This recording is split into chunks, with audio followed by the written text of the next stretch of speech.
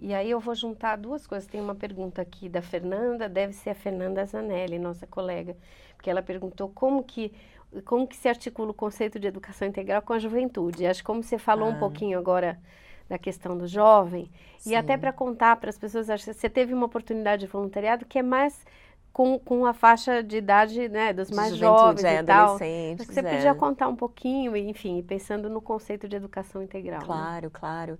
Eu acho que eu tomei, não foi por acaso que quando eu comecei o conceito, né, conversando, a gente estava falando, né, criança, adolescente, jovem, porque de verdade é durante a trajetória desse indivíduo, né, e, e eu acho que dentre as confusões, né, você falou da confusão de se achar que é só tempo Tempo. integral. Eu acho que existem às vezes confusões de achar que quando o indivíduo ele entra na adolescência, na juventude, ele agora tem que, não, é estudar para o vestibular, ou é fazer um profissionalizante para conseguir um emprego, então é mais português e matemática, ou é o ensino técnico e pronto.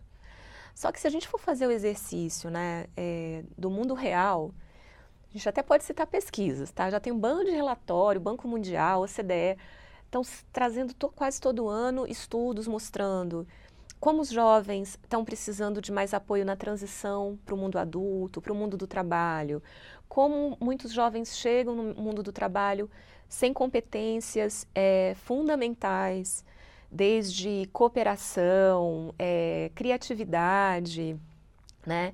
Por mais que tenham dominado muito bem conteúdos de conhecimento e por mais que tenham chegado top nas suas faculdades, né? Essas habilidades que também são muito importantes. É, então, sem dúvida, educação integral para a juventude continua sendo estratégica, né? O que pode mudar em nível, talvez em gradação, mas eu não acho que são elementos que valem também para crianças, né? Mas que para a juventude ficam ainda mais fortes, porque o jovem ele pode escolher, ele vota com a presença, Uhum. né? A É. criança pode estar numa escola de 10 horas, só com português e matemática, ela não tem muita opção. O jovem não. O jovem, Ele opa, não vai, ele não lógico. vai, abandona, né? Então, e aí são elementos, por isso que eu acho que são fundamentais para a juventude, mas acho que para as crianças são tão importantes quanto. Então, por exemplo, você vê a necessidade de você garantir bastante protagonismo do jovem, né, no desenho, no desenvolvimento das ações. Os jovens poderem ter oportunidade de explorar diferentes áreas e diferentes conhecimentos e tecnologias, sem ter que ter o compromisso de eu vou me tornar um profissional dessa área. Basta a gente fazer um exercício de flashback, né? Para alguns de nós está mais lá atrás, para outros nem tanto, mas mesmo estando bastante lá atrás para mim, eu me lembro claramente da ansiedade de você ser adolescente e falar o que eu quero fazer, o que eu gosto e o que nos ajuda. Poder experimentar, Uhum. né? Poder ter atividades práticas, poder interagir com pessoas ligadas ao mundo adulto que estão produzindo, que estão fazendo coisas para você entender como é que é isso. Ah, então eu gosto disso, né? Eu achava que eu não gostava, mas eu gosto. Ou às vezes o contrário, achava que eu gostava, mas isso não tem nada a ver comigo, né? Então, poder experimentar, poder ter também a vivência de produzir algo, né? Uhum. A gente tem uma experiência muito de mais de 10 anos num programa da Fundação, que é o programa Jovens Urbanos, e nós atuamos com organizações sociais locais, fazendo a formação, mas dentro de uma metodologia nossa, que pressupõe que ao final de uma série de aprendizagens, os jovens vão se reunir em pequenos grupos e desenhar e desenvolver projetos de intervenção na comunidade, né? E essa experiência para os jovens, no relato deles, é riquíssima. Desde os bastidores, né, poder pensar num projeto, poder trabalhar em grupo, depois poder apresentar o projeto para uma banca, porque a gente faz uma simulação de banca, porque aí ele se sente desafiado, né? É isso, não é também? O desenvolvimento integral também pressupõe desafios, né? E curvas de aprendizagem. E os jovens relatam que isso é fundamental para eles, super valioso. Reclamam até quando alguém da banca passou a mão e disse, não, tá ótimo, vai em frente, ele sabe não. Eu queria que eles fossem mais rigorosos, né? Porque acho que, de certa forma, assim, mais rigor quer dizer mais expectativa. E se esperam mais de mim é porque me respeitam mais. E acreditam em mim, no meu potencial. É isso, né? Então, esse tipo de experiência de produzir, de se corresponsabilizar, é muito importante. E uma outra experiência para a juventude, de novo, não é só para a juventude, mas eu acho que não dá para abrir mão com a juventude na educação integral, que é a circulação pela cidade, né? A gente tem uma realidade ainda que mesmo em cidades grandes e em metrópoles como São Paulo, a gente ainda vê muitos jovens que não saem dos seus bairros, não se sentem à vontade para circular na cidade e usufruir de espaços que são deles também, né? Desde museus, instalações, FATECs, universidades, assim, medo de poder cruzar essa barreira. Como se não fosse deles. Como né? se não fosse deles, né? Então, eu acho que tem por isso que a educação integral, ela precisa dialogar não só com a educação, né, mas com outras áreas da política pública, porque envolve mobilidade, né? Que é outro grande desafio para esse jovem que estuda e trabalha, por exemplo, como é que ele se desloca. Enfim, são áreas muito importantes e a gente observa que, né, quando o jovem ele faz a transição e ele está no mundo do trabalho, e aí eu acho que se a gente fizer também esse exercício de memória, né, do nosso primeiro emprego, nosso primeiro estágio, tem aprendizados que vão acontecer no trabalho, né? Então, essa ideia de você ter mentores, de você poder ter pessoas que te apoiam e te ensinam coisas que, né, você não saberia se não tivesse na prática lá fazendo. E também, por outro lado, como valorizam aprendizagens que têm a ver com algumas dessas competências que eu mencionei antes, né? Comunicação, habilidade de cooperação, né? Colaborar, resiliência, criatividade, né? Eu acho que a gente pode fazer mesmo um exercício de pensar no nosso ambiente de trabalho, né? Como é que a gente lida com os desafios, como é que o trabalho de equipe, do que ele precisa para avançar. Então, são aprendizagens muito importantes para a juventude. E a educação integral, ela realmente facilita esse caminho para o jovem. Né? Muito bom. Você já fez um pouco a ponte, né, com a questão da mobilização social e assim, enfim, que acho que a gente tem caminhos aí para poder contribuir. Sim. Achei que foi bacana você falar essa questão da própria divulgação do conceito, né? Sim. Porque é isso, é uma coisa simples, mas que a gente precisa de esforço de mobilização, né? Acho que isso foi bacana você ter falado. E aí eu posso só reforçar esse ponto. Parece simples, mas é muito diferente. Sei lá, você está conversando com a amiga do seu primo sobre educação integral, num encontro, num bate-papo, tirando dúvidas. Isso também é um esforço de disseminação fundamental. Né? Eu acho só para a gente valorizar que tem diferentes canais de disseminação. Esse aqui é um. Né? Os comitês, quando organizam encontros, quando participam de debates. Mas eu acho que também tem uma mobilização aí nesses grupos informais onde a gente circula. Dia a dia, né? E que são fundamentais. Né?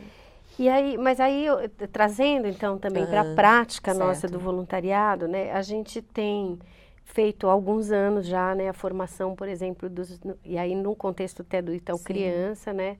A formação de mediadores de leitura. Né? Então, como que você vê essa associação, né? A contribuição da leitura? Acho que você até também já passou por isso, mas na sua fala, mas como que a gente liga esse conceito da leitura para a criança, né? Com essa ideia, com o conceito de educação integral? Sim. Eu acho que todo o trabalho, né, do Leia para uma Criança, assim, tem mensagens e premissas por trás que são totalmente conectadas e integradas ao conceito de educação integral, né? Primeiro porque traz muito forte essa ideia do papel do adulto com a criança em diferentes espaços. Pode ser alguém da família, né? Mas eu sei que as ações de mobilização também fazem com os voluntários, né? Com as organizações sociais, nessa relação com a criança. E tem algo que vai acontecendo nesse ler, né? Porque você lê a história, mas você lê também imagens, ideias, né? Valores, mas não numa coisa de sermão, né?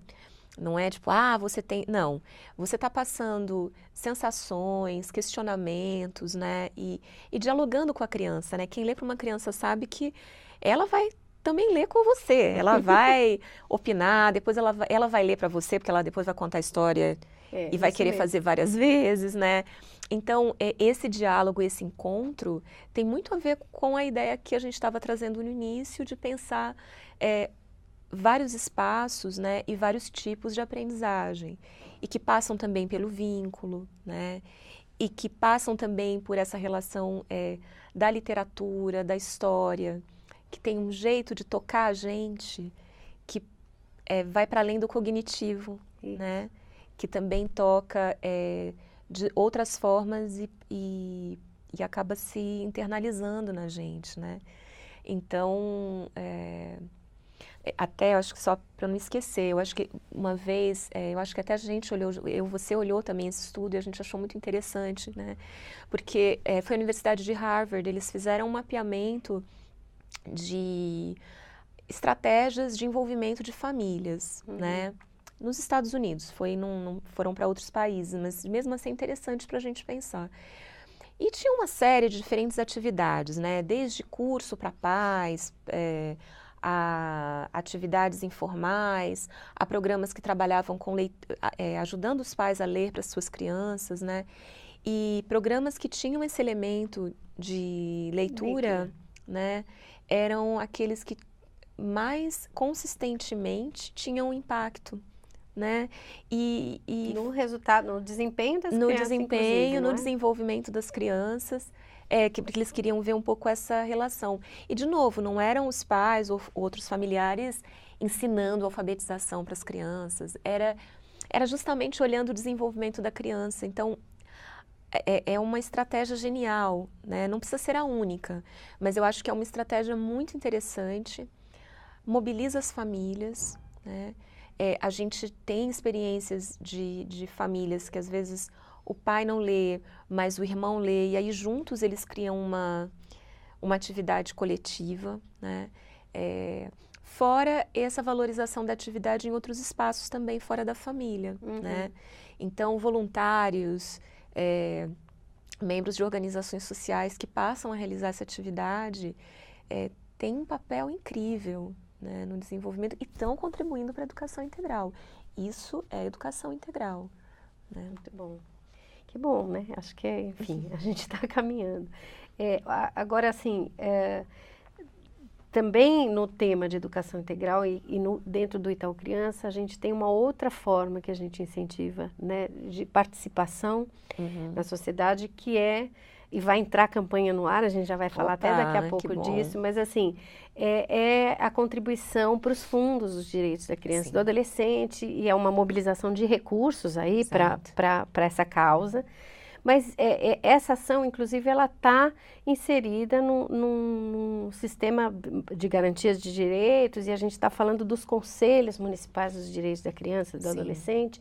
Os comitês conhecem bastante essa estrutura, está muito mais ligada, inclusive, né, a gente vê pouca, não é que deveria ser, mas está muito mais ligada com assistência social, por exemplo.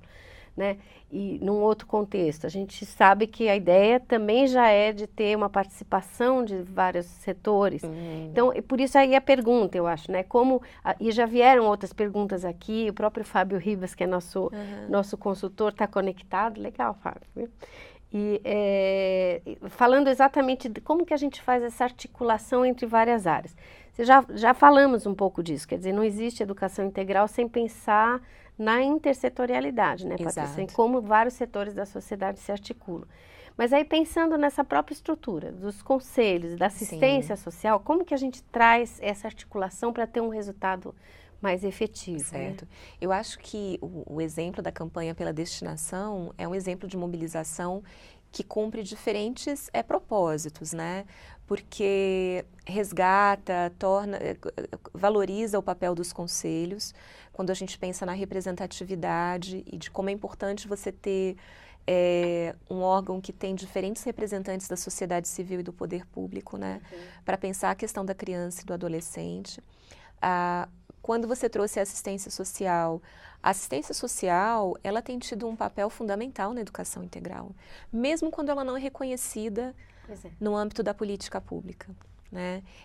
Porque uma coisa é a política pública reconhecer uma oferta de educação integral. Outra questão é se está acontecendo lá no território, né? E a assistência social tradicionalmente tem viabilizado o trabalho de muitas organizações sociais que realizam projetos socioeducativos para crianças e adolescentes desde sempre, né? Com todas as dificuldades, elas estão presentes lá na comunidade, no bairro, próximos às famílias.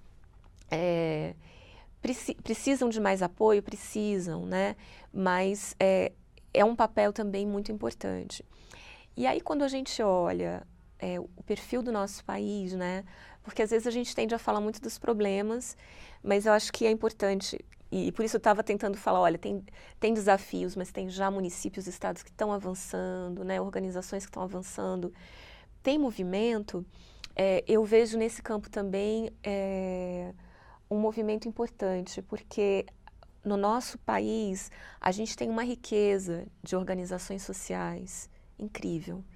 Eu acho que vocês, né, a gente vê isso na campanha da destinação, quando os conselhos enviam as propostas, né?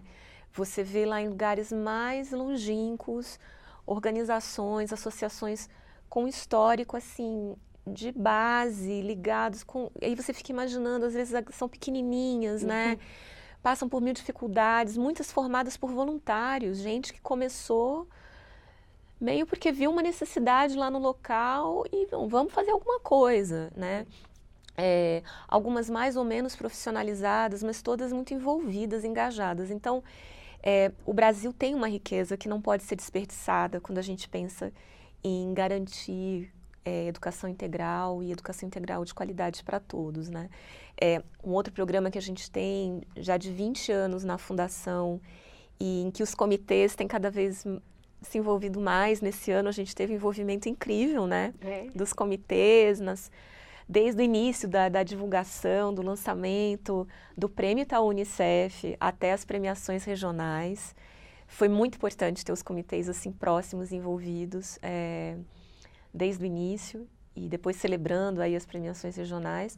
Mas, por exemplo, no Prêmio Itaú Unicef, só nesse ano a gente teve quase 3.000, né, organizações que se inscreveram com projetos, quase 3.000 projetos socioeducativos acontecendo em todas as regiões do Brasil, né? Desde, sei lá, Rondônia, Amazonas, áreas rurais, até, né, Extremo Sul, Nordeste, Centro-Oeste. Então, Sudeste, você vê uma diversidade.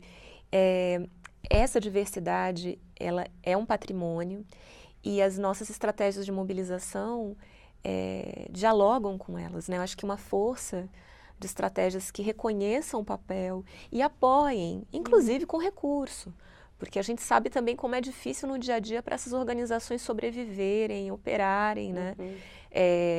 E aprimorarem o seu trabalho.